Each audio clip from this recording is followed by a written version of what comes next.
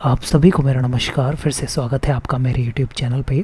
आज इस वीडियो में हम बात करेंगे डेरिफाइलिन दवाई के बारे में और जानेंगे इस दवाई की पूरी डिटेल के बारे में कि ये दवाई किन कंडीशंस में डॉक्टर प्रिस्क्राइब करते हैं और डॉक्टर्स किन कंडीशंस में पेशेंट्स को मना करते हैं कि ये दवाई आप उपयोग में ना लें।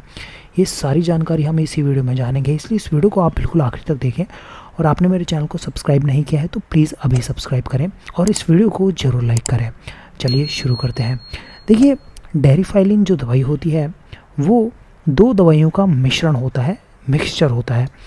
इसमें से कुछ हिस्सा होता है इटोफाइलिन का और कुछ हिस्सा होता है थियोफाइलिन का। देखिए, इसमें से 77 मिलीग्राम जो है इटोफाइलिन होती है और 23 मिलीग्राम जो है थियोफाइलिन होती है।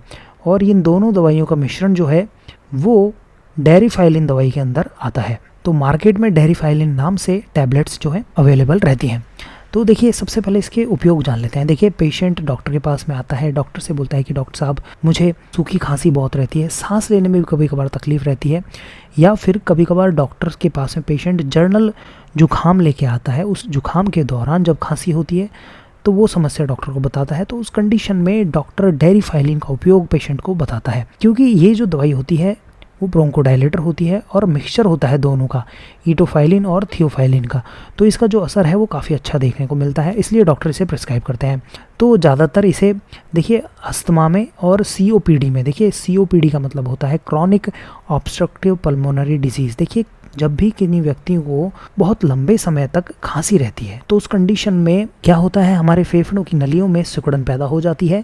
तो उससे क्या होता है, सांस लेने में तकलीफ पैदा होने लग जाती है और खांसी होने लग जाती है। तो इस कंडीशन को सीओपीडी बोलते हैं। इसके अलावा अस्थमा की कंडीशन में भी इस दवाई का उपयोग किया जाता है। ये भी सीओपीडी की तरह ही होता है, लेकिन इसमें क्या होता है, जो अस्थमा जो है वो काफ़ी ज़्यादा सीवियर होता है।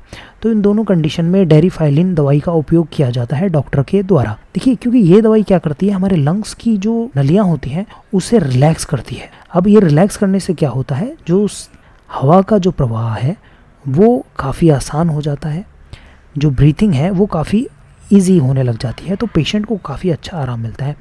तो ये देखिए, अस्थमा और सीओपीडी में तो उपयोग में लिया ही जाता है। इसके अलावा जब डॉक्टर के पास में जनरल खांसी जुखाम के पेशेंट आते हैं उनमें भी डॉक्टर्स इस दवाई का उपयोग करते हैं। देखिए, हम ये भी जानेंगे कि इसकी डोज कितनी होती है।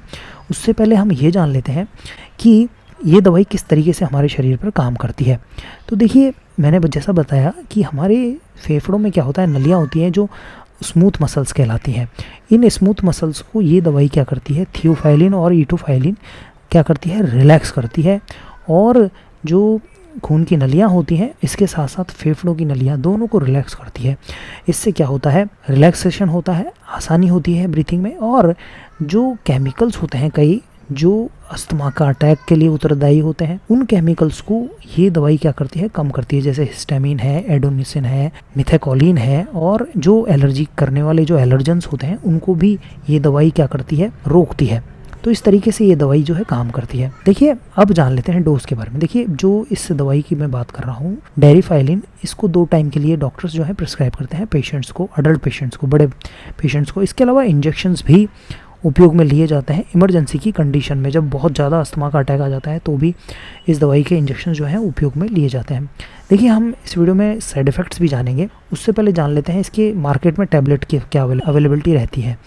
जैसा देखिए मैंने बताया, इटोफाइलिन और थियोफाइलिन जो है ये दवाई आती है, तो इसी की जो टैबलेट्स हैं वो मार्केट में अवेलेबल रहती हैं। देखिए, इसके अलावा देखिए, इसको क्या है, यदि पहले एलर्जी हुई है तो वापस इस दवाई का उपयोग नहीं किया जाता। और इसके अलावा यदि किसी को हार्ट की तकलीफ है तो भी इस दवाई का उपयोग नहीं किया जाता, क्योंकि इस दवाई का क्या है, हार्ट के ऊपर दुष्प्रभाव देखने को मिल सकता है। इसलिए देखिए, साइड इफेक्ट जान लेते हैं। देखिए, जब भी क्या है कि इस दवाई को बहुत लंबे समय तक अगर कोई ले रहा है या फिर किसी में रिएक्शन देखने को मिल जाती है इस दवाई की, तो देखिए, जैसे सीजर्स देखने को मिल सकते हैं, एंजाइटी हो सकती है, हेडक हो सकता है, नींद में परेशानी हो सकती है, ट्रिमर्स जो है हाथ पाँव दूज सकते हैं इस दवाई को लेने के बाद में। देखिए, ऐसा नहीं होता है कि हर पेशेंट में ये सारे साइड इफ़ेक्ट्स देखने को मिले, लेकिन किसी पेशेंट में ही ये सारे साइड इफ़ेक्ट्स जो हैं देखने को मिल सकते हैं। तो इसलिए इस दवा का उपयोग आप डॉक्टर की सलाह से ही करें। तो देखिए, ये था डेरिफाइलिन दवाई के बारे में।